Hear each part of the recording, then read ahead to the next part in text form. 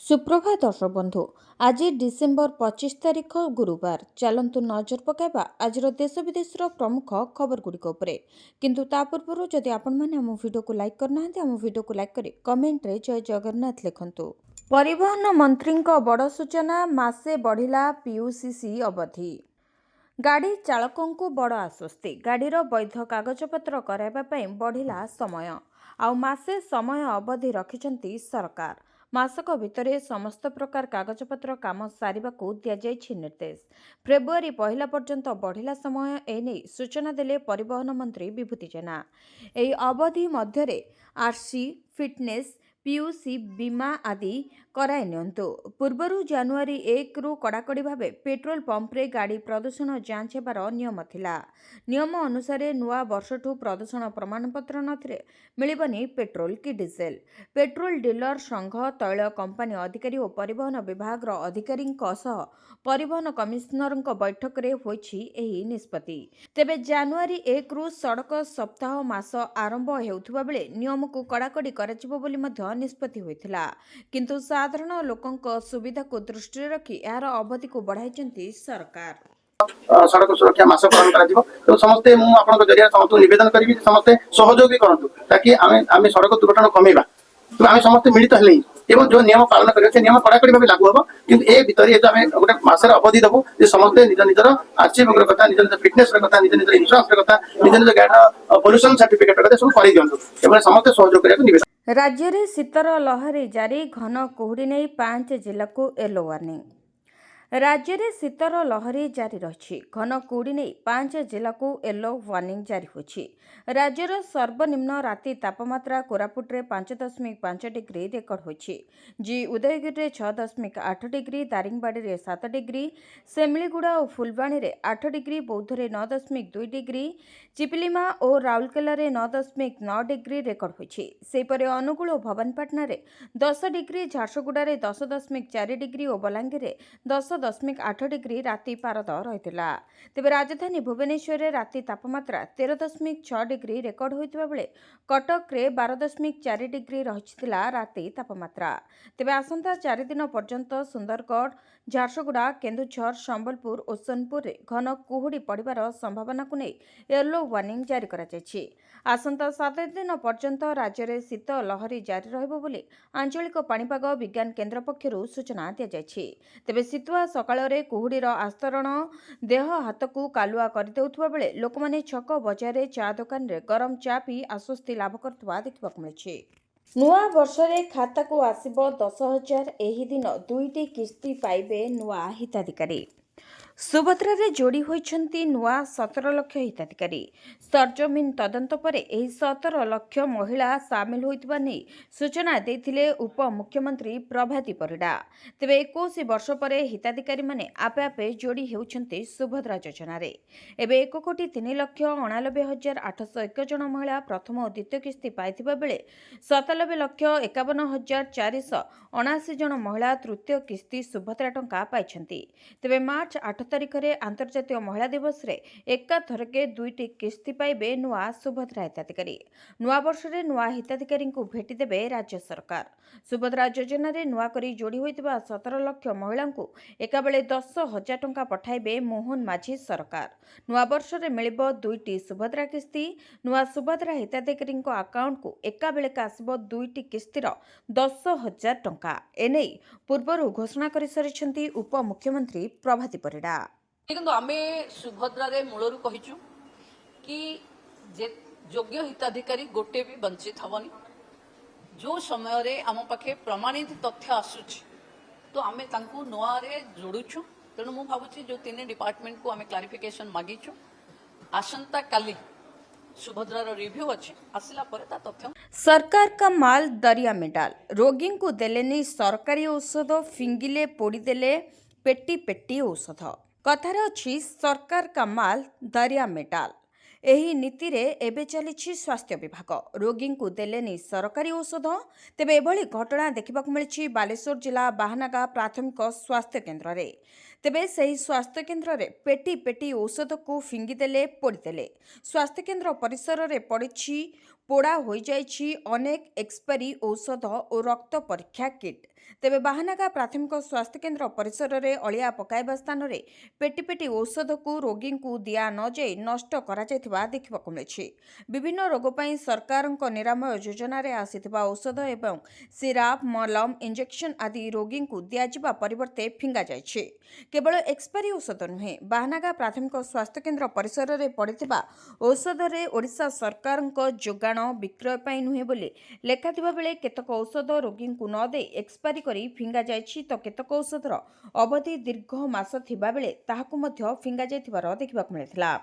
सेथिमध्यरु amoxicillin एवं potassium clavulanate oral suspension dry syrup औषधर batch number PD25030 लेखाथिबा बेले प्रस्तुति फेब्रुआरी 2025 एवं औषधर अवधि जुलाई मास 2026 रही।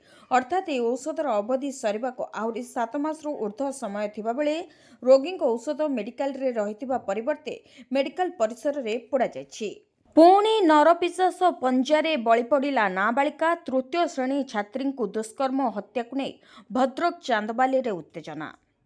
पुणी नरपिशाच पंजारे बळी पड़िला नाबालिका तृतीय श्रेणी छात्री को दुष्कर्म हत्या को नहीं भद्रक चांदबाली रे देखा देछि उत्तेजना। जंगल रो मृतदेह उद्धार परे चांदबाली आरडी रास्ता बालिगां छकरे रास्ता अवरोध करथिले अंचलवासी। जणे 10 वर्षर नाबालिका को दुष्कर्म परे हत्या करा जायछि। तेबे उलग्न अवस्था मृतदेह उद्धार हेबा परे चांदबाली सहर रे उत्तेजना प्रकाश पाइछि। लोके टायर जाली रास्ता अवरोध करिसेंती। सूचना मुताबक चांदबाली अंचलर तृतीय श्रेणी रे पाठ पढ़ुवा जड़े 10 वर्षर नाबालिका अपराह्न प्राय 2टा बेले घर बाहर को जाई फेरी नथिला। संध्या हेबारु परिवार लोके खोजाखोजी करी पाई नथिले। तेबे छात्री मृतदेह सहर उपकंठ बालिगां पंचायत कार्यालय सम्मुखरे थिबा एक निछाटिया स्थान रे पड़िथिबा लोके देखिबाकू पाइथिले। संपृक्त नाबालिका को केही दुर्बृत्त दुष्कर्म करबा परे हत्या करी फिंगी देथिबा अभियोग होइछि। एही घटना प्रचार हेबा परे आखपाख अंचलर हजार हजार संख्यार लोक सेठारे रुंड होई भद्रक चांदबाली मुख्य रास्ता को बालुगां ठारे अवरोध करथिले। पुलिस पहुंची उत्त्यक्त लोकंकु बुझासुझा करथिले मध्य लोके हत्याकारी को तुरंत गिरफ करबा दाबी रे अड़ी बसिथिले। तेबे भद्रक एसपी मनोज कुमार राउत घटनास्थल रे पहुंची परिस्थिति को नियंत्रण करबाकू उद्यम जारी रखिथिले। षड्यंत्र फेल ऑक्सफोर्ड यूनियन रे पाकिस्तान को धोइला भारतीय छात्र। विश्व प्रसिद्ध ऑक्सफोर्ड यूनियन रे आयोजित एक वितर्क रे भारतीय आईन छात्र पाकिस्तान आतंकवादी चेहरा को समग्र विश्व आगरे रखिछंती। बड़ कथा हेउछि वितर्क रे अंशग्रहण करथिबा भारतीय छात्र भिरांक्स भानुशाली निजे मुंबई 26/11 आतंकवादी आक्रमण रे जणे बंचिथिबा प्रत्यक्षदर्शी। ऑक्सफोर्ड यूनियन रो पाकिस्तानी वंशोद्भव सभापति मूसा हराज भारतर वक्ता को एही वितर्करू दूरे रखिबाकू षड्यंत्र करिथिबा अभियोग होइथिला। पाकिस्तान याकू निजर वॉक ओवर विजय बोली प्रचार करथुवा बेले ऑक्सफोर्ड रो भारतीय छात्र माने पाकिस्तानी पक्षरू कड़ा चैलेंज देथिले। भिरांक्स भानुशाली भाषण आरंभ करी 26/11 से भयंकर अनुभूति वर्णना करथिले। से कहिथिले पाकिस्तान किभଳି भाबे आतंकवादी को प्रोत्साहन दे भारत रे रक्तपात करुछि। जेउ राष्ट्र निजर सम्मान नहीं ताकू लज्जित करबा असंभव बोली से रोकठोक सुनाइथिले। सेपरि अन्यतम छात्र कौटल्य पंडित पाकिस्तान 1971 पराजय एवं काश्मीर प्रसंग में मिछ तथ्य को प्रमाण सह उपस्थापन करथिले। मुख्यमंत्री कन्या विवाह योजना मिलिब 51,000 टंका। राज्यर गरीब और आर्थिक अनग्रसर परिवार झील विवाह पर ओडिशा सरकार एक बड़ घोषणा करिसेंती। नूतन भावे आरंभ होइतिबा मुख्यमंत्री कन्या विवाह योजना माध्यम योग्य हिताधिकारी को 51,000 टंकार आर्थिक सहायता प्रदान करा। बाल्य विवाह रोकवा एवं कन्या संतानर शिक्षा को प्रोत्साहित करने यह योजनार मुख्य लक्ष्य रही। योजना अंतर्गत मोट 51,000 टंकार कन्यार बैंक अकाउंट को सीधा सड़क 35,000 टंका ट्रांसफर करा। शाढ़ी अलंकार एवं बासनकुसन 10,000 टंका धार्य करा जायतिबा बेले विवाह आयोजन सजासज्जा और खाद्यपेय बाकी 6,000 टंका व्यय करा। तेबे एथिपाई किछि योग्यता और शर्तावली मध्य रही। तेबे प्रथमे होछि बयस सीमा। विवाह समय कन्यार बयस 18 वर्ष रु 35 वर्ष और बरर बयस 21 वर्ष रु 35 वर्ष मध्य होइतिबा आवश्यक। द्वितीय होछि बासिंदा। ଉଭୟ ବର ଓ କନ୍ୟା ଓଡ଼ିଶାର ସ୍ଥାୟୀ ବାସିନ୍ଦା ହୋଇଥିବା ଜରୁରୀ। ସେହିପରି ତୃତୀୟରେ ହେଉଛି ବର୍ଗ। ଏହି ଯୋଜନା ମୁଖ୍ୟତଃ ବିପିଏଲ୍ ଏବଂ ଆର୍ଥିକ ଅନଗ୍ରସର ବର୍ଗର ପରିବାରଙ୍କ ପାଇଁ ଉଦ୍ଦିଷ୍ଟ। ବିଧବା ଅସହାୟ ଶ୍ରେଣୀର ମହିଳାଙ୍କୁ ଏଥିରେ ପ୍ରାଥମିକତା ଦିଆଯିବ। ତେବେ କିପରି ହେବ କାର୍ଯ୍ୟକାରୀ? ରାଜ୍ୟ ମହିଳା ଓ ଶିଶୁ ବିକାଶ ବିଭାଗ ପକ୍ଷରୁ ଏହି ଯୋଜନା କାର୍ଯ୍ୟକାରୀ ହେବ। ଅଙ୍ଗନବାଡ଼ି କର୍ମୀ, ଗୋଷ୍ଠୀ ଉନ୍ନୟନ ଅଧିକାରୀ ବା ବିଡିଓ ଏବଂ ସ୍ୱେଚ୍ଛାସେବୀ ସଂଗଠନମାନେ ହିତାଧିକାରୀ ଚିହ୍ନଟ ଓ ନଥିପତ୍ର ଯାଞ୍ଚରେ ସାହାଯ୍ୟ କରିବେ। 2025-26ରୁ 2029-30 ଆର୍ଥିକ ବର୍ଷ ପର୍ଯ୍ୟନ୍ତ ଏହି ଯୋଜନା ପାଇଁ ସରକାର 59.30 କୋଟି ଟଙ୍କାର ବଜେଟ୍ ବ୍ୟବସ୍ଥା କରିଛନ୍ତି। ଏହି ଯୋଜନାରେ ସମୂହ ବିଭାଗକୁ ମଧ୍ୟ ପ୍ରୋତ୍ସାହନ ଦିଆଯିବ। କେବେ ଆସିବ ପିଏମ୍ କିଷାନର 22ତମ କିସ୍ତି? ଜାଣନ୍ତୁ ନୂଆ ଅପଡେଟ୍। ପ୍ରଧାନମନ୍ତ୍ରୀ କିଷାନ ସମ୍ମାନ ନିଧି ଯୋଜନାର 22ତମ କିସ୍ତି ପୁଣି ଥରେ ହଇଚଇ ସୃଷ୍ଟି କରିଛି। ଏହା ବିଶ୍ୱାସ କରାଯାଉଛି ଯେ ସରକାର ନୂତନ ବର୍ଷରେ ସାରା ଦେଶର ଚାଷୀମାନଙ୍କୁ ଏକ ବଡ଼ ଖୁସି ଖବର ଦେବେ। ପିଏମ୍ କିଷାନ ଯୋଜନାର 21ତମ କିସ୍ତି 19 ନଭେମ୍ବର 2025ରେ ଜାରି କରାଯାଇଥିଲା, ଯେଉଁଥିରେ 9 କୋଟିରୁ ଅଧିକ ଚାଷୀଙ୍କ ଆକାଉଣ୍ଟକୁ 2,000 ଟଙ୍କା ଟ୍ରାନ୍ସଫର କରାଯାଇଥିଲା। ବର୍ତ୍ତମାନ ସମସ୍ତ ଚାଷୀ 22ତମ କିସ୍ତି ପାଇଁ ଉତ୍ସାହର ସହିତ ଅପେକ୍ଷା କରିଛନ୍ତି। ଅନେକ ଚାଷୀ ପ୍ରଧାନମନ୍ତ୍ରୀ କିଷାନ ସମ୍ମାନ ନିଧି ଯୋଜନାର ପରବର୍ତ୍ତୀ କିସ୍ତି କେବେ ଆସିବ ବୋଲି ଭାବୁଛନ୍ତି। ଏଠାରେ ଆମେ ପିଏମ୍ କିଷାନର 22ତମ କିସ୍ତି ସମ୍ପର୍କରେ ସଦ୍ୟତମ ଅପଡେଟ୍ ପ୍ରଦାନ କରିବୁ। ତେବେ ପିଏମ୍ କିଷାନର 22ତମ କିସ୍ତି ଟଙ୍କା କେବେ ଆସିବ ତାକୁ ନେଇ ଚର୍ଚ୍ଚା ଜୋର ଧରିଥିବା ବେଳେ ଏହି ଟଙ୍କା ସରକାରୀ ଘୋଷଣା ଏପର୍ଯ୍ୟନ୍ତ କରାଯାଇ ନାହିଁ। ଗଣମାଧ୍ୟମର ରିପୋର୍ଟ ଅନୁଯାୟୀ ସରକାର ନୂତନ ବର୍ଷ 2026ର ପ୍ରାରମ୍ଭରେ 22ତମ କିସ୍ତି ଟଙ୍କା ଜାରି କରିପାରନ୍ତି ବୋଲି ଚର୍ଚ୍ଚା ହେଉଛି। ଯଦି ଏହା ହୁଏ ତେବେ ଏହା ଚାଷୀଙ୍କ ପାଇଁ ଏକ ବଡ଼ ଆଶ୍ୱସ୍ତିର ଖବର ହେବ। ଅନୁମାନ କରାଯାଉଛି ଯେ ପ୍ରଧାନମନ୍ତ୍ରୀ କିଷାନ ଯୋଜନାର 22ତମ କିସ୍ତି ଫେବୃଆରୀ ଶେଷ ସୁଦ୍ଧା ଘୋଷଣା କରାଯାଇପାରେ। ତଥାପି ତାରିଖ ଏପର୍ଯ୍ୟନ୍ତ ନିଶ୍ଚିତ କରାଯାଇ ନାହିଁ। ଚାଷୀମାନେ ସରକାରୀ ତାରିଖ ଘୋଷଣା ହେବା ପୂର୍ବରୁ କିସ୍ତି ସମ୍ବନ୍ଧୀୟ ସମସ୍ତ ଆବଶ୍ୟକୀୟ କାର୍ଯ୍ୟ ସମାପ୍ତ କରିନେବା ଉଚିତ ଅଟେ। ଏଣିକି ଡବଲ ହେବ ଆପଣଙ୍କ ସଞ୍ଚୟ। ଚାଲନ୍ତୁ ଜାଣିବା କେମିତି। ଯଦି ଆପଣ କୌଣସି ବିପଦ ବିନା ଏକ ସୁରକ୍ଷିତ ନିବେଶ ଖୋଜୁଛନ୍ତି, ତେବେ ଭାରତୀୟ ଡାକ ବିଭାଗର ଗ୍ରାମ୍ୟ ସୁରକ୍ଷା ଯୋଜନା ଆପଣଙ୍କ ପାଇଁ ଏକ ଉତ୍ତମ ବିକଳ୍ପ ହୋଇପାରେ। ଏହି ଯୋଜନା ବିଶେଷ ଭାବରେ ସେହି ଲୋକମାନଙ୍କ ପାଇଁ ଡିଜାଇନ୍ କରାଯାଇଛି ଯେଉଁମାନେ କମ୍ ଆୟ ସହିତ ମଧ୍ୟ ଦୀର୍ଘକାଳୀନ ପାଇଁ ଏକ ବଡ଼ ପାଣ୍ଠି ସୃଷ୍ଟି କରିବାକୁ ଚାହାନ୍ତି। ଏହି ଯୋଜନାର ସବୁଠାରୁ ବଡ଼ ବିଶେଷତ୍ୱ ହେଉଛି ଯେ ଦୈନିକ କେବଳ 50 ଟଙ୍କା ଅର୍ଥାତ୍ ପ୍ରତି ମାସରେ 500 ଟଙ୍କା ନିବେଶ କରି ଆପଣ ମ୍ୟାଚୁରିଟି 35 ଲକ୍ଷ ପର୍ଯ୍ୟନ୍ତ ପାଣ୍ଠି ପାଇପାରିବେ। ଏହି ଯୋଜନା ଭାରତୀୟ ଡାକ ବିଭାଗର ଗ୍ରାମୀଣ ଡାକ ଜୀବନ ବୀମା ଅଧୀନରେ କାର୍ଯ୍ୟ କରେ, ଯାହାକୁ ଗ୍ରାମୀଣ ଏବଂ ଅର୍ଦ୍ଧ ସହରୀ ଅଞ୍ଚଳର ଲୋକମାନଙ୍କୁ ଧ୍ୟାନରେ ରଖି ସ୍ୱତନ୍ତ୍ର ଭାବରେ ଡିଜାଇନ୍ କରାଯାଇଛି। ଏଥିରେ ଆପଣ ଅତି କମ୍ରେ 10,000 ଏବଂ ସର୍ବାଧିକ 10 ଲକ୍ଷ ଟଙ୍କାର ବୀମା କଭର କରିପାରିବେ। ବୟସ ସୀମା ବିଷୟରେ କହିବାକୁ ଗଲେ 19 ବର୍ଷରୁ 55 ବର୍ଷ ପର୍ଯ୍ୟନ୍ତ ଯେକୌଣସି ଭାରତୀୟ ନାଗରିକ ଏହି ଯୋଜନାରେ ସାମିଲ ହୋଇପାରିବେ। ଗ୍ରାମ୍ୟ ସୁରକ୍ଷା ଯୋଜନାରେ ପ୍ରିମିୟମ ଦେବା ପାଇଁ ନିବେଶକମାନଙ୍କୁ ଅନେକ ବିକଳ୍ପ ମିଳିଥାଏ। ମାସିକ, ତ୍ରୈମାସିକ, ଅର୍ଦ୍ଧବାର୍ଷିକ କିମ୍ବା ବାର୍ଷିକ ପ୍ରିମିୟମ ଦେଇପାରିବେ। ଏହା ବ୍ୟତୀତ ନିବେଶକମାନେ ଏହି ଯୋଜନା ଅଧୀନରେ 4 ବର୍ଷ ପରେ ମଧ୍ୟ ଋଣ ନେଇପାରିବେ। ଆବଶ୍ୟକ ହେଲେ ଏହି ପଲିସିକୁ 3 ବର୍ଷ ପରେ ମଧ୍ୟ ସରେଣ୍ଡର କରାଯାଇପାରିବ, କିନ୍ତୁ ଯଦି 5 ବର୍ଷ ପୂର୍ବରୁ ସରେଣ୍ଡର କରାଯାଏ ତେବେ ବୋନସର ସୁବିଧା ମିଳିବ। ରତ୍ନ ଭଣ୍ଡାର ଗଣତି ମଣତି ପ୍ରସଙ୍ଗ 27ରେ ବସିବ ତଦାରଖ କମିଟିର ଉଚ୍ଚସ୍ତରୀୟ ବୈଠକ। ମହାପ୍ରଭୁଙ୍କ ରତ୍ନ ଅଳଙ୍କାରର ଗଣତି ମଣତିକୁ ନେଇ ଆସିଲା ବଡ଼ ଖବର। ଆସନ୍ତା 27 ତାରିଖରେ ରତ୍ନ ଭଣ୍ଡାର ତଦାରଖ କମିଟିର ଉଚ୍ଚସ୍ତରୀୟ ବୈଠକ ବସିବ। ଅପରାହ୍ନ 4ଟାରେ ଗୁରୁତ୍ୱପୂର୍ଣ୍ଣ ଆଲୋଚନା ହେବ। ସେହି ବୈଠକରେ ତାରିଖ ନିର୍ଦ୍ଧାରିତ ହେବ ଓ ଗଣତି ଓ ମଣତି ପାଇଁ ପ୍ରସ୍ତୁତ ହେବ ରୂପରେଖ। ଜାନୁଆରୀ ମାସରେ ମହାପ୍ରଭୁଙ୍କ ଅଳଙ୍କାରର ହୋଇପାରେ ମଣତି ଗଣତି। ପାଞ୍ଜି ଦେଖି 2ଟି ତାରିଖ ନିର୍ଦ୍ଧାରିତ ହେବ ଓ ସେହି ତାରିଖକୁ ପରିଚାଳନା କମିଟିକୁ ସୁପାରିଶ କରାଯିବ। ପରିଚାଳନା କମିଟି ଗଣତି ମଣତି ତାରିଖ ଧାର୍ଯ୍ୟ କରି ରାଜ୍ୟ ସରକାରଙ୍କ ନିକଟକୁ ପଠାଇବେ। ଏହି ସୂଚନା ଦେଇଛନ୍ତି ଉଚ୍ଚସ୍ତରୀୟ କମିଟି ଅଧ୍ୟକ୍ଷ ଜଷ୍ଟିସ ବିଶ୍ୱନାଥ ରଥ। ମହାପ୍ରଭୁଙ୍କ ଅଳଙ୍କାରର ଗଣତି ପାଇଁ ସମସ୍ତ ପ୍ରସ୍ତୁତି ଶେଷ ହୋଇଛି। ଗଣତି ମଣତି ସମୟରେ ଦର୍ଶନ ବ୍ୟବସ୍ଥାକୁ ଶୃଙ୍ଖଳିତ କରାଯିବ। ଏଥିପାଇଁ ସହଯୋଗ କରିବାକୁ ଭକ୍ତଙ୍କୁ ନିବେଦନ କରିଛନ୍ତି ଜଷ୍ଟିସ ରଥ। ତେବେ ମହାପ୍ରଭୁଙ୍କ ଅଳଙ୍କାର କେବେ ହେବ ଗଣତି ଓ ମଣତି? ରତ୍ନଭଣ୍ଡାର ଅଳଙ୍କାର ଗଣତି ମଣତି ପ୍ରସ୍ତୁତି ଶେଷ ଆସନ୍ତା 27ରେ ରତ୍ନ ଭଣ୍ଡାର ତଦାରଖ କମିଟିର ବସିବ ବୈଠକ। ଅପରାହ୍ନ 4ଟା ବେଳେ ଗୁରୁତ୍ୱପୂର୍ଣ୍ଣ ଆଲୋଚନା ବୈଠକରେ ନିର୍ଦ୍ଧାରିତ ହେବ ଗଣତି ତାରିଖ। ଗଣତି ମଣତି ନେଇ ରୂପରେଖ ପ୍ରସ୍ତୁତ ହେବ। ପାଞ୍ଜି ଦେଖି ଗଣତି ପାଇଁ 2ଟି ତାରିଖ ଧାର୍ଯ୍ୟ କରାଯିବ। ସେହି ତାରିଖକୁ ମନ୍ଦିର ପରିଚାଳନା କମିଟିକୁ ସୁପାରିଶ କରାଯିବ। ପରିଚାଳନା କମିଟି ରାଜ୍ୟ ସରକାରଙ୍କ ନିକଟକୁ ଏହି ତାରିଖ ପଠାଇବ। ଜାନୁଆରୀ ମାସରେ ହୋଇପାରେ ରତ୍ନ ଅଳଙ୍କାରର ଗଣତି। ମଣତି ଗଣତି ସମୟରେ ଦର୍ଶନ ବ୍ୟବସ୍ଥାକୁ କରାଯିବ ଶୃଙ୍ଖଳିତ।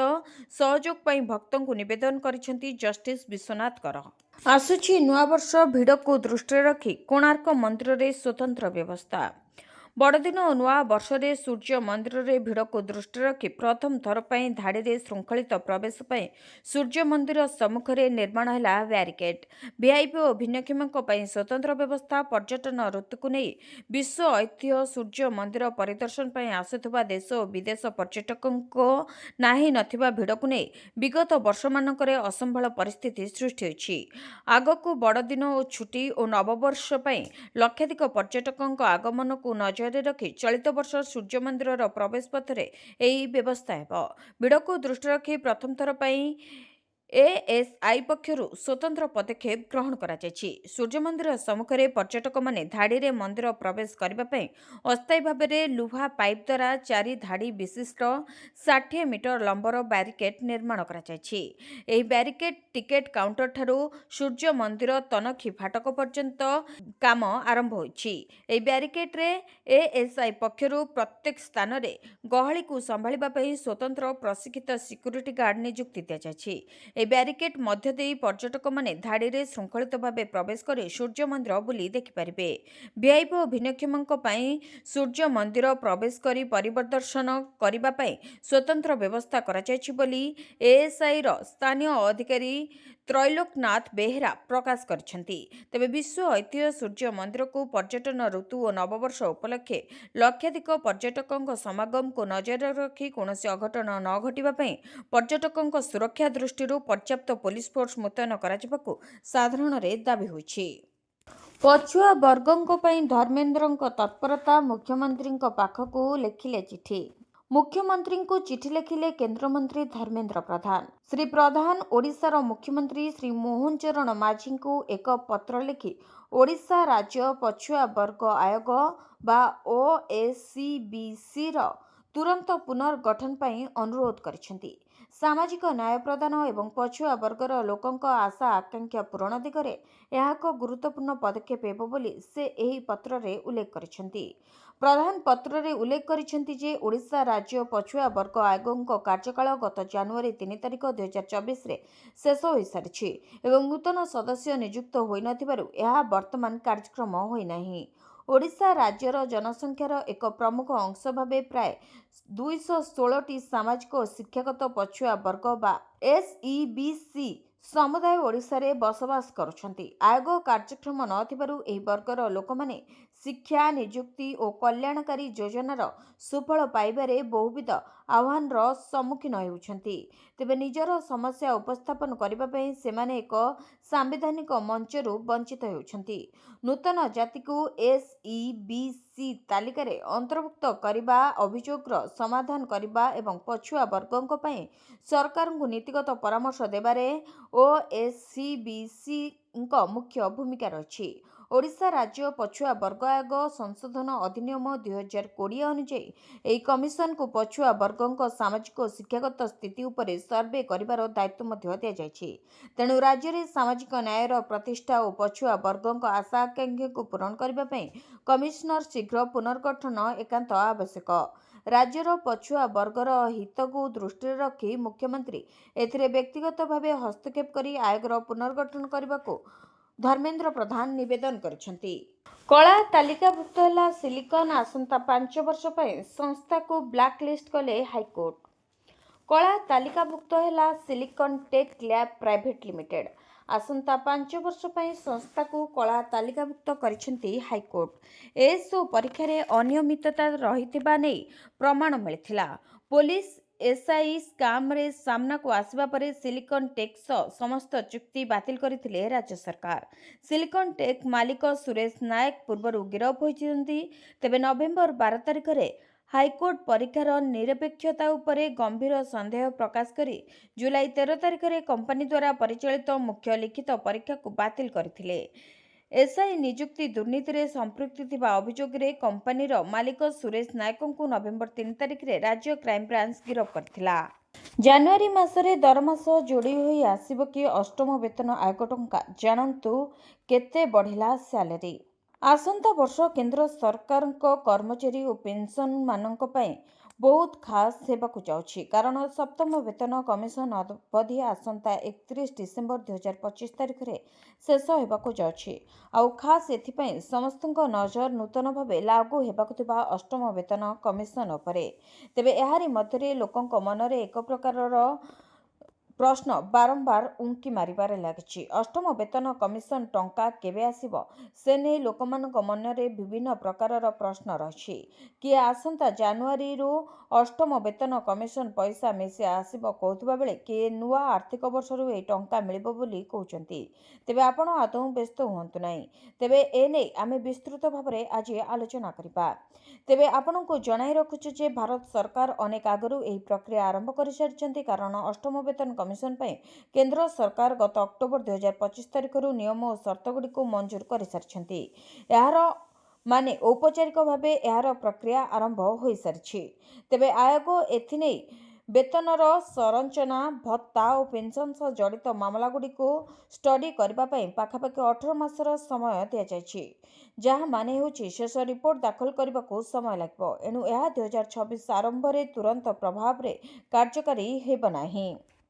ତେବେ ପିଛିଲା ବେତନ ଆୟୋଗ ଭଳି ଆସନ୍ତା 2026 ମସିହା ଜାନୁଆରୀ 1 ତାରିଖରୁ ଅଷ୍ଟମ ବେତନ ଆୟୋଗ ଲାଗୁ ହେବ। ତେବେ ଏହାର ମାନେ ଏହା ନୁହେଁ ଯେ କମିଶନ ଲାଗୁ ହେବା କ୍ଷଣି ଖାତାକୁ ବର୍ଦ୍ଧିତ ଦରମା କ୍ରେଡିଟ୍ ହେବ। ସାଧାରଣ ଭାବେ ଦେଖିବାକୁ ଗଲେ କମିଶନର ଆରମ୍ଭ ହେବା ତାରିଖ ଓ ସରକାରଙ୍କର ମଞ୍ଜୁରୀ ପରେ ଖାତାକୁ ଟଙ୍କା କ୍ରେଡିଟ୍ ହେବ, ଏହା ମଧ୍ୟରେ କିଛି ସମୟର ଅନ୍ତର ରହିଥାଏ। ତେଣୁ ବର୍ଦ୍ଧିତ ଦରମା ଖାତାକୁ ଆସିବାକୁ କିଛି ସମୟ ଲାଗିପାରେ।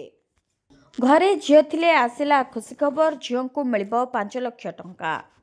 କେନ୍ଦ୍ର ସରକାରଙ୍କ ପକ୍ଷରୁ ଅନେକ ଯୋଜନା କାର୍ଯ୍ୟକାରୀ ହେଉଛି, ଯାହାକି ସାଧାରଣ ଲୋକଙ୍କ ପାଇଁ ବେଶ୍ ଲାଭଦାୟୀ ସାବ୍ୟସ୍ତ ହୋଇଛି। ସରକାରଙ୍କର ସେହିଭଳି ଏକ ସେଭିଂ ଯୋଜନା ହେଉଛି ସୁକନ୍ୟା ସମୃଦ୍ଧି ଯୋଜନା, ଯାହା କନ୍ୟା ସନ୍ତାନଙ୍କ ସୁରକ୍ଷିତ ଭବିଷ୍ୟତକୁ ଦୃଷ୍ଟିରେ ରଖି ପ୍ରଣୟନ କରାଯାଇଛି। ବର୍ତ୍ତମାନ ଏହି ସ୍କିମ୍ରେ ସରକାରଙ୍କ ପକ୍ଷରୁ ମିଳୁଥିବା 8% ଲାଭାଂଶକୁ ବୃଦ୍ଧି କରି 8.2% କରାଯାଇଛି। ଏହି ସ୍କିମ୍ରେ ଆପଣ 15 ବର୍ଷ ପର୍ଯ୍ୟନ୍ତ ଝିଅ ନାଁରେ ବ୍ୟାଙ୍କରେ ଏକ ଆକାଉଣ୍ଟ ଖୋଲି ଟଙ୍କା ଜମା କରିପାରିବେ। ବର୍ଷକୁ 250 ଟଙ୍କାରୁ ଆରମ୍ଭ କରି 1.5 ଲକ୍ଷ ଟଙ୍କା ପର୍ଯ୍ୟନ୍ତ ନିବେଶ କରିପାରିବେ।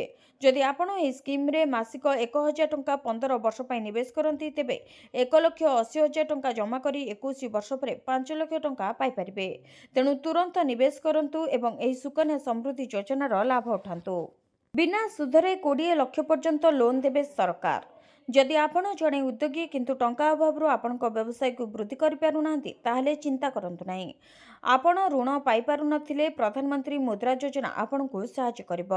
ଏହା ଭାରତ ସରକାରଙ୍କର ଏପରି ଏକ ଯୋଜନା ଯାହା ମାଧ୍ୟମରେ ଛୋଟ ବ୍ୟବସାୟୀମାନଙ୍କୁ ଋଣ ଦିଆଯାଏ। ପିଏମ୍ ମୁଦ୍ରା ଯୋଜନା ହେଉଛି ଏକ ପ୍ରକାରର ଏନ୍ବିଏଫ୍ସି ଯୋଜନା। ଏହା ବ୍ୟାଙ୍କ, ଏମ୍ଏଫ୍ଆଇ, କ୍ଷୁଦ୍ର ଆର୍ଥିକ ବ୍ୟାଙ୍କ ଏବଂ ଅନ୍ୟାନ୍ୟ ଏନ୍ବିଏଫ୍ସି ଗୁଡ଼ିକୁ ପାଣ୍ଠି ପ୍ରଦାନ କରେ, ଯେଉଁମାନେ ଛୋଟ ବ୍ୟବସାୟୀଙ୍କୁ ଋଣ ପ୍ରଦାନ କରନ୍ତି। ଏହି ଉପାୟରେ ଯେଉଁ କ୍ଷୁଦ୍ର ଉଦ୍ୟୋଗୀମାନଙ୍କୁ ଟଙ୍କାର ଆବଶ୍ୟକତା ଅଛି, ସେମାନେ ଋଣ ପାଇପାରିବେ। ତେବେ ପ୍ରଧାନମନ୍ତ୍ରୀ ମୁଦ୍ରା ଯୋଜନା 4ଟି ଭାଗରେ ଋଣ ପ୍ରଦାନ କରିଥାଏ। ପ୍ରଥମେ ହେଉଛି ଶିଶୁ ମୁଦ୍ରା ଲୋନ୍, ଯେଉଁଥିରେ ଆପଣ 50,000 ପର୍ଯ୍ୟନ୍ତ ଋଣ ପାଇପାରିବେ। ଏହାପରେ ହେଉଛି କିଶୋର ମୁଦ୍ରା ଲୋନ୍, ଯେଉଁଥିରେ ଆପଣ 50,000ରୁ 5 ଲକ୍ଷ ଟଙ୍କା ପର୍ଯ୍ୟନ୍ତ ଋଣ ପାଇପାରିବେ। ତରୁଣ ମୁଦ୍ରା ଲୋନ୍ରେ ଆପଣ 5 ଲକ୍ଷରୁ 10 ଲକ୍ଷ ପର୍ଯ୍ୟନ୍ତ ଲୋନ୍ କରିପାରିବେ। ସେପରି ତରୁଣ ପ୍ଲସ୍ ମୁଦ୍ରା ଲୋନ୍ରେ ଆପଣ 10 ଲକ୍ଷରୁ 20 ଲକ୍ଷ ଟଙ୍କା ପର୍ଯ୍ୟନ୍ତ ଋଣ ନେଇପାରିବେ। ତେବେ ଏହି ଲୋନ୍ ଛୋଟ ଦୋକାନୀ, ଗୃହ ବ୍ୟବସାୟୀ, ମହିଳା ଚାଷୀ, ପଶୁପାଳନ ଚାଷୀ, ଛୋଟ କାରିଗର, କ୍ଷୁଦ୍ର ନିର୍ମାତା, ସହଭାଗିତା ଫାର୍ମ ବା ଏଲ୍ଏଲ୍ପି ମାନଙ୍କୁ ଦିଆଯାଉଛି। ରାସନ କାର୍ଡକୁ ନେଇ ବଡ଼ ଘୋଷଣା, ନୂଆବର୍ଷରୁ ବଣ୍ଟାଯିବ 15 ଲକ୍ଷ ରାସନ କାର୍ଡ। ଯୋଗାଣ ମନ୍ତ୍ରୀଙ୍କ ବଡ଼ ଘୋଷଣା, ନୂଆବର୍ଷରୁ ଆଉ 15 ଲକ୍ଷ ରାସନ କାର୍ଡ ବଣ୍ଟାଯିବ। କେହି ବି ଗରିବ ବିନା ରାସନ କାର୍ଡରେ ରହିବେ ନାହିଁ। ମନ୍ତ୍ରୀ କହିଛନ୍ତି, ରାଜ୍ୟ ସରକାରଙ୍କ ପାଖରେ ରାସନ କାର୍ଡର ଅଭାବ ନାହିଁ। ଏଯାଏଁ ସାରା ରାଜ୍ୟରେ 6,39,000 କାର୍ଡ ବଣ୍ଟା ସରିଛି। ଆହୁରି 15 ଲକ୍ଷ କାର୍ଡ ଆମ ପାଖରେ ଅଛି। ପ୍ରାୟ 15,33,000 ଆବେଦକ ଅଛି। ସେଥିରୁ ଅଯୋଗ୍ୟଙ୍କୁ ବାଦ୍ ଦେଇ ସମସ୍ତ ଯୋଗ୍ୟଙ୍କୁ ରାସନ କାର୍ଡ ମିଳିବ ବୋଲି କହିଛନ୍ତି ମନ୍ତ୍ରୀ। ଏହା ପୂର୍ବରୁ ଇକେୱାଇସି କରାଇ ନ ପାରିଥିବା ହିତାଧିକାରୀମାନେ ଡିସେମ୍ବର 31 ସୁଦ୍ଧା ନିକଟସ୍ଥ ଖାଉଟି ସୁଲଭ ମୂଲ୍ୟ ଦୋକାନ ବା ରାସନ କାର୍ଡ ପରିଚାଳନା କେନ୍ଦ୍ରକୁ ଯାଇ ନିଜ ଆଧାରଯୁକ୍ତ ଇକେୱାଇସି କରାଇ ପାରିବେ ବୋଲି ଖାଦ୍ୟ ଯୋଗାଣ ଓ ଖାଉଟି କଲ୍ୟାଣ ବିଭାଗ ପକ୍ଷରୁ ସୂଚନା ଦିଆଯାଇଥିଲା। ହିତାଧିକାରୀଙ୍କ ଆଧାର ଭିତ୍ତିକ ଇକେୱାଇସି ପ୍ରକ୍ରିୟା ଜାରି ରହିଛି। ଏହା ସମସ୍ତ 11,827 ଗୋଟି ଖାଉଟି ସୁଲଭ ମୂଲ୍ୟ ଦୋକାନ ତଥା 314 ଗୋଟି ବ୍ଲକ ଓ 64 ଗୋଟି ପୌରାଞ୍ଚଳ କାର୍ଯ୍ୟାଳୟରେ କାର୍ଯ୍ୟରତ ରହିଥିବା ରାସନ କାର୍ଡ ପରିଚାଳନା କେନ୍ଦ୍ରଗୁଡ଼ିକରେ ଜାରି ରହିଛି। ଏହା ବ୍ୟତୀତ ଅଦ୍ୟାବଧି ଇକେୱାଇସି କରାଇ ନ ପାରିଥିବା ହିତାଧିକାରୀମାନଙ୍କୁ ପ୍ରତ୍ୟେକ ମାସର ପିଡିଏସ୍ ସାମଗ୍ରୀ ପୂର୍ବଭଳି ପ୍ରଦାନ କରାଯାଉଛି। କୌଣସି ଯୋଗ୍ୟ ହିତାଧିକାରୀଙ୍କୁ ଇକେୱାଇସି ହୋଇନଥିବା କାରଣରୁ ଖାଦ୍ୟ ସୁରକ୍ଷାରୁ ବଞ୍ଚିତ କରାଯିବ ନାହିଁ। ଏହି ପ୍ରକ୍ରିୟା ଆସନ୍ତା ଡିସେମ୍ବର 31 ତାରିଖ ପର୍ଯ୍ୟନ୍ତ ଚାଲୁ ରହିବ। ଚାନ୍ଦବାଲି ଲଜ୍ଜା ବିଜେଡିର ବନ୍ଦ ଡାକରା। ଆଜି ଚାନ୍ଦବାଲି ବନ୍ଦ। ବିଜୁ ଜନତା ଦଳ ପକ୍ଷରୁ ଏହି ବନ୍ଦ ଡାକରା ଦିଆଯାଇଛି। ସକାଳ 6ଟାରୁ ଦିନ 12ଟା ପର୍ଯ୍ୟନ୍ତ ଚାନ୍ଦବାଲି ବ୍ଲକରେ ବନ୍ଦ ପାଳନ କରାଯିବ। ଏନେଇ ବିଜେଡି ବିଧାୟକ ବ୍ୟୋମକେଶ ରାୟ ସୂଚନା ଦେଇଛନ୍ତି। ତେବେ ଚାନ୍ଦବାଲିରେ ନାବାଳିକାକୁ ଦୁଷ୍କର୍ମ ପରେ ହତ୍ୟା ଘଟଣାକୁ କଳା ଦିବସ ପାଳନ କରିବ ବିଜେଡି। ଭଦ୍ରକ ଚାନ୍ଦବାଲିରେ ଚୋରା ନିଶା ବେପାର ପାଇଁ ଏତେ ବଡ଼ ଘଟଣା ଘଟିଲା। ତେବେ ଦୋଷୀଙ୍କ ପ୍ରତି ଦୃଢ଼ କାର୍ଯ୍ୟାନୁଷ୍ଠାନ ନେବାକୁ ଦାବି କରିଛି ବିରୋଧୀ ଦଳ। ଓଡ଼ିଶା କୋଟିଆର ମା ଆନ୍ଧ୍ର ହେଉଛି ମାଉସୀ। ରାଜସ୍ୱ ମନ୍ତ୍ରୀ ବନ୍ଧା ହେବେ ଆନ୍ଧ୍ର ଅଧିକାରୀ। ଆନ୍ଧ୍ର ଅଧିକାରୀମାନେ କୋଟିଆକୁ ପ୍ରବେଶ କଲେ ସେମାନଙ୍କୁ ବନ୍ଧାଯିବ ବୋଲି ଓଡ଼ିଶାର ରାଜସ୍ୱ ମନ୍ତ୍ରୀ ସୁରେଶ ପୂଜାରୀ କହିଛନ୍ତି। କୋଟିଆ ପ୍ରସଙ୍ଗକୁ ନେଇ ଏକ ଉଚ୍ଚସ୍ତରୀୟ ବୈଠକ ବସିଥିଲା। ଆନ୍ଧ୍ରର ଲୋକମାନେ କୋଟିଆକୁ ବୁଲିବାକୁ ଆସିପାରିବେ ବୋଲି ବୈଠକ ସରିବା ପରେ ରାଜସ୍ୱ ମନ୍ତ୍ରୀ କହିଛନ୍ତି। ଓଡ଼ିଶା କୋଟିଆର ହେଉଛି ମା, ଆନ୍ଧ୍ର ହେଉଛି ମାଉସୀ। ମା ବଞ୍ଚିଥିବା ପର୍ଯ୍ୟନ୍ତ ମାଉସୀ ଆବଶ୍ୟକତା ନାହିଁ ବୋଲି ସୁରେଶ ପୂଜାରୀ କହିଛନ୍ତି। ତେବେ ଆମ ସରକାର ପାଇଁ ଭୁବନେଶ୍ୱର ଯେତିକି ଗୁରୁତ୍ୱପୂର୍ଣ୍ଣ, କୋଟିଆ ମଧ୍ୟ ସେତିକି ଗୁରୁତ୍ୱପୂର୍ଣ୍ଣ। କୋଟିଆ ଗାଁକୁ ବିକଶିତ କରିବା ପାଇଁ ସରକାରଙ୍କ ପକ୍ଷରୁ ସବୁ ପ୍ରକାର ବ୍ୟବସ୍ଥା କରାଯାଉଛି। ଆନ୍ଧ୍ର ଅଧିକାରୀମାନେ କୋଟିଆ ଗାଁର ଲୋକମାନଙ୍କୁ ପ୍ରଲୋଭିତ କଲେ କି ଲିଫଲେଟ୍ ବାଣ୍ଟିଲେ ସେମାନଙ୍କ ଉପରେ କଡ଼ା କାର୍ଯ୍ୟାନୁଷ୍ଠାନ ଗ୍ରହଣ କରାଯିବା ନେଇ ରାଜସ୍ୱ ମନ୍ତ୍ରୀ କହିଛନ୍ତି। ବିଭିନ୍ନ ସମୟରେ ଦେଖାଯାଏ ଯେ ଆନ୍ଧ୍ର ଅଧିକାରୀମାନେ କୋଟିଆର ଗାଁରେ ପଶି ସେମାନଙ୍କୁ ବିଭିନ୍ନ ପ୍ରକାର ପ୍ରଲୋଭନ ଦେଖାଇଥାନ୍ତି। ଚାନ୍ଦବାଲି ଦୁଷ୍କର୍ମ ଘଟଣାରେ 10 ଲକ୍ଷ ଟଙ୍କାର ଅନୁକମ୍ପା ରାଶି ଘୋଷଣା। ଚାନ୍ଦବାଲିରେ ନାବାଳିକାକୁ ଦୁଷ୍କର୍ମ ପରେ ହତ୍ୟା ଘଟଣାରେ ଅନୁକମ୍ପା ରାଶି ଘୋଷଣା କରାଯାଇଛି। ମୁଖ୍ୟମନ୍ତ୍ରୀ ମୋହନ ଚରଣ ମାଝୀ 10 ଲକ୍ଷ ଟଙ୍କାର ଅନୁକମ୍ପା ରାଶି ଘୋଷଣା କରିଛନ୍ତି। ଏହି ଘଟଣାରେ ଗଭୀର ଦୁଃଖ ପ୍ରକାଶ କରିବା ସହ ସ୍ୱର୍ଗତ ଆତ୍ମାର ସଦ୍ଗତି ପାଇଁ ମୁଖ୍ୟମନ୍ତ୍ରୀ ପ୍ରାର୍ଥନା କରିଛନ୍ତି। ମୁଖ୍ୟମନ୍ତ୍ରୀ ରିଲିଫ ପାଣ୍ଠିରୁ ପୀଡ଼ିତାଙ୍କ ପରିବାରକୁ 10 ଲକ୍ଷ ଟଙ୍କାର ସହାୟତା ପ୍ରଦାନ କରିବା ପାଇଁ ମୁଖ୍ୟମନ୍ତ୍ରୀ ନିର୍ଦ୍ଦେଶ ଦେଇଛନ୍ତି। ସେ ଆହୁରି ମଧ୍ୟ କହିଛନ୍ତି ଯେ ଏହି ଘଟଣାରେ ଦୋଷୀକୁ କଠୋରରୁ ଅତି କଠୋର ଦଣ୍ଡବିଧାନ କରାଯିବ। ଓଡ଼ିଶା ପାଇଲା ପ୍ରଥମ ମହିଳା ମୁଖ୍ୟ ଶାସନ ସଚିବ। ନୂଆ ବର୍ଷରେ ଓଡ଼ିଶାକୁ ମିଳିବ ନୂଆ ମୁଖ୍ୟ ଶାସନ ସଚିବ। ଏବେ ଉନ୍ନୟନ କମିଶନର ଥିବା ଅନୁ ଗର୍ଗ ବନିବେ ନୂଆ ମୁଖ୍ୟ ଶାସନ ସଚିବ। ଏଥିସହ ସେ ଏବେ ଓଡ଼ିଶାର ପ୍ରଥମ ମହିଳା ମୁଖ୍ୟ ଶାସନ ସଚିବ। 2024ରୁ ମୁଖ୍ୟ ଶାସନ ସଚିବ ଥିବା ମନୋଜ ଆହୁଜାଙ୍କ କାର୍ଯ୍ୟକାଳ ଡିସେମ୍ବର 31ରେ ଶେଷ ହେଉଛି। ପରବର୍ତ୍ତୀ ମୁଖ୍ୟ ଶାସନ ସଚିବ ଭାବେ ଅନୁ ଗର୍ଗଙ୍କ ନିଯୁକ୍ତି ନେଇ ସାଧାରଣ ପ୍ରଶାସନ ବିଭାଗ ପକ୍ଷରୁ ବିଜ୍ଞପ୍ତି ପ୍ରକାଶ ପାଇଛି। ଓଡ଼ିଶାର ପ୍ରଥମ ମହିଳା ମୁଖ୍ୟ ଶାସନ ସଚିବ ହେବେ ବରିଷ୍ଠ ପ୍ରଶାସନିକ ଅଧିକାରୀ ଅନୁ ଗର୍ଗ। ବିଭିନ୍ନ ପଦ ପଦବୀରେ ଦୀର୍ଘ ଅଭିଜ୍ଞତା ସହ ରହିଛି ଗୁରୁ ଦାୟିତ୍ୱ ତୁଲାଇବାର ଦକ୍ଷତା। ତେବେ ନଜର ପକାନ୍ତୁ ଉନ୍ନୟନ କମିଶନର ଥିବା ଆଇଏଏସ୍ ଅନୁ ଗର୍ଗଙ୍କ ସମ୍ପର୍କିତ ଅଧିକ କିଛି ତଥ୍ୟ ଉପରେ। 1991 ବ୍ୟାଚ୍ର ଓଡ଼ିଶା କ୍ୟାଡର ଆଇଏଏସ୍ ଅନୁ ଗର୍ଗ ଏବେ ଉନ୍ନୟନ କମିଶନର ତଥା ଅତିରିକ୍ତ ମୁଖ୍ୟ ଶାସନ ସଚିବ ଅଛନ୍ତି। ଜଳସମ୍ପଦ ଓ ଯୋଜନା ଓ ସଂଯୋଜନା ବିଭାଗ ଅତିରିକ୍ତ ମୁଖ୍ୟ ଶାସନ ସଚିବ ଅଛନ୍ତି ଅନୁ ଗର୍ଗ। ପୂର୍ବରୁ ମହିଳା ଓ ଶିଶୁ ବିକାଶ ବିଭାଗ ଏବଂ ଶ୍ରମ ବିଭାଗର ପ୍ରମୁଖ ସଚିବ ଥିଲେ। 2008ରୁ 2012 ଯାଏଁ ସ୍ୱାସ୍ଥ୍ୟ କମିଶନର ତଥା ସଚିବ ଥିଲେ। କେନ୍ଦ୍ର ସରକାରଙ୍କ ବିଭିନ୍ନ ମନ୍ତ୍ରଣାଳୟରେ ଯୁଗ୍ମ ସଚିବ ଭାବେ ତୁଲାଇଥିଲେ ଗୁରୁ ଦାୟିତ୍ୱ। ସେପରି ସ୍ୱାସ୍ଥ୍ୟ ମନ୍ତ୍ରଣାଳୟ, ବୟନଶିଳ୍ପ ମନ୍ତ୍ରଣାଳୟ ଆଦିର ଯୁଗ୍ମ ସଚିବ ଭାବେ ରହିଛି ଅଭିଜ୍ଞତା। 1992ରୁ 2003 ଯାଏ ଥିଲେ ବିଭିନ୍ନ ଜିଲ୍ଲାର ଜିଲ୍ଲାପାଳ ଓ ଅତିରିକ୍ତ ଜିଲ୍ଲାପାଳ। ଭାରତ ସରକାରଙ୍କ ପ୍ଲାନିଂ କମିଶନ ଦ୍ୱାରା ଗଠିତ ଉଚ୍ଚସ୍ତରୀୟ ବିଶେଷଜ୍ଞ ଦଳର ସଦସ୍ୟ ଥିଲେ। ଦିଲ୍ଲୀ ଓ ଲକ୍ଷ୍ନୌ ସହ ଆମେରିକାରେ ଉଚ୍ଚଶିକ୍ଷା ଲାଭ କରିଛନ୍ତି ଏହି ବରିଷ୍ଠ ପ୍ରଶାସକ। ଏହି ମାସରେ ବନ୍ଦ ହୋଇଯିବ ଏମାନଙ୍କର ପ୍ୟାନ୍ କାର୍ଡ। ଏହାର ସମାଧାନ କ'ଣ? ଦେଶବ୍ୟାପୀ ଲକ୍ଷ ଲକ୍ଷ ଲୋକଙ୍କର ପ୍ୟାନ୍ କାର୍ଡ ନୂତନ ବର୍ଷର ପ୍ରଥମ ଦିନ ଅର୍ଥାତ୍ ଜାନୁଆରୀ 1, 2024ରୁ ନିଷ୍କ୍ରିୟ ହୋଇଯିବ। ଏହାର ଅର୍ଥ ହେଉଛି ଏହି ମାସ ଡିସେମ୍ବର 31 ତାରିଖ ରାତି ସୁଦ୍ଧା ଲକ୍ଷ ଲକ୍ଷ ପ୍ୟାନ୍ କାର୍ଡ ବନ୍ଦ ହୋଇପାରେ। ଯେଉଁମାନଙ୍କର ପ୍ୟାନ୍ କାର୍ଡ ନିଷ୍କ୍ରିୟ ହୋଇଯିବ ସେମାନଙ୍କର ଅନେକ ଗୁରୁତ୍ୱପୂର୍ଣ୍ଣ କାର୍ଯ୍ୟ ବାଧାପ୍ରାପ୍ତ ହେବ। ଆଧାର ସହିତ ପ୍ୟାନ ଲିଙ୍କ କରାଇବାର ଶେଷ ତାରିଖ ହେଉଛି ଡିସେମ୍ବର 31 ତାରିଖ। ତେଣୁ ଯେଉଁମାନଙ୍କର ଆଧାର ପ୍ୟାନ ଲିଙ୍କ ହୋଇନାହିଁ ସେମାନଙ୍କର ପ୍ୟାନ ଏହି ତାରିଖ ପରେ ନିଷ୍କ୍ରିୟ ହୋଇଯିବ। ତେବେ ଆୟକର ବିଭାଗ ଦ୍ୱାରା ଏପ୍ରିଲ 3, 2025ରେ ଜାରି ହୋଇଥିବା ଏକ ବିଜ୍ଞପ୍ତିରେ କୁହାଯାଇଛି ଯେ ଯେଉଁମାନଙ୍କୁ 1 ଅକ୍ଟୋବର 2026 ପରେ ପ୍ୟାନ ଆବଣ୍ଟିତ କରାଯାଇଥିଲା ସେମାନଙ୍କୁ 1 ବର୍ଷ ଶେଷ ସୁଦ୍ଧା ଅର୍ଥାତ୍ ଡିସେମ୍ବର 31 ସୁଦ୍ଧା ସେମାନଙ୍କର ପ୍ୟାନ ଆଧାର ସହିତ ଲିଙ୍କ କରିବାକୁ ପଡ଼ିବ। ସମସ୍ତ ବ୍ୟକ୍ତିଙ୍କ ପାଇଁ ପ୍ୟାନ ଆଧାର ସହିତ ଲିଙ୍କ କରିବାର ଶେଷ ତାରିଖ ଥିଲା 31 ମେ 2024। ଯଦି ଆପଣ ଡିସେମ୍ବର 31 ସୁଦ୍ଧା ଆପଣଙ୍କର ପ୍ୟାନ ଆଧାର ସହିତ ଲିଙ୍କ କରନ୍ତି ତେବେ ଆପଣଙ୍କୁ 1000 ଜରିମାନା ଦେବାକୁ ପଡ଼ିବ କାରଣ ଲିଙ୍କ କରିବାର ପ୍ରକୃତ ତାରିଖ ବିତି ଯାଇଛି। ଯଦି ଆପଣଙ୍କର ପ୍ୟାନ ନିଷ୍କ୍ରିୟ ହୋଇଯାଏ ତେବେ ଆପଣ ଅନେକ ଅସୁବିଧାର ସମ୍ମୁଖୀନ ହେବେ। ତେବେ ପ୍ୟାନ କାର୍ଡ ସମସ୍ତ ପ୍ରକାରର ଆର୍ଥିକ କାର୍ଯ୍ୟକଳାପ ପାଇଁ ଏତେ ଆବଶ୍ୟକୀୟ ଡକ୍ୟୁମେଣ୍ଟ ଅଟେ। ଏହା ବ୍ୟତୀତ ପ୍ୟାନ ବିନା ଆପଣ ଅନେକ ସମସ୍ୟାର ସମ୍ମୁଖୀନ ହୋଇପାରନ୍ତି, ଯେପରିକି ଆପଣଙ୍କର ଆୟକର ରିଟର୍ଣ୍ଣ ବା ITR ଫାଇଲ କରିବାରେ ଆପଣଙ୍କୁ ଅସୁବିଧାର ସମ୍ମୁଖୀନ ହେବାକୁ ପଡ଼ିପାରେ।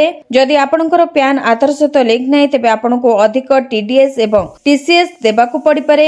ଆପଣ ଫର୍ମ 26AS ବ୍ୟବହାର କରିପାରିବେ ନାହିଁ ଏବଂ TCS ବା TDS ପ୍ରମାଣପତ୍ର ଉପଲବ୍ଧ ହେବ ନାହିଁ। ଆପଣ ଏକ ବ୍ୟାଙ୍କ ଆକାଉଣ୍ଟ ଖୋଲିପାରିବେ ନାହିଁ। ଏହା ବ୍ୟତୀତ ଆପଣଙ୍କର eKYC ପ୍ରକ୍ରିୟା ସମାପ୍ତ ହୋଇପାରେ ନାହିଁ ଏବଂ ସରକାରୀ ସେବାଗୁଡ଼ିକୁ ଆକ୍ସେସ କରିପାରିବେ ନାହିଁ। ଭିଡ଼ିଓଟିକୁ ଶେଷ ଯାଏ ଦେଖିଥିବାରୁ ଆପଣଙ୍କୁ ଧନ୍ୟବାଦ। ଯଦି ଆପଣମାନେ ଏପର୍ଯ୍ୟନ୍ତ ଆମ ଭିଡ଼ିଓକୁ ଲାଇକ୍ କରିନାହାନ୍ତି ଆମ ଭିଡ଼ିଓକୁ ଲାଇକ୍ କରି କମେଣ୍ଟରେ ଜୟ ଜଗନ୍ନାଥ ଲେଖନ୍ତୁ। ଏଥିସହିତ ଆମ ଚ୍ୟାନେଲକୁ ସବସ୍କ୍ରାଇବ୍ କରି ପାଖରେ ଥିବା ବେଲ୍ ଆଇକନକୁ ପ୍ରେସ୍ କରନ୍ତୁ।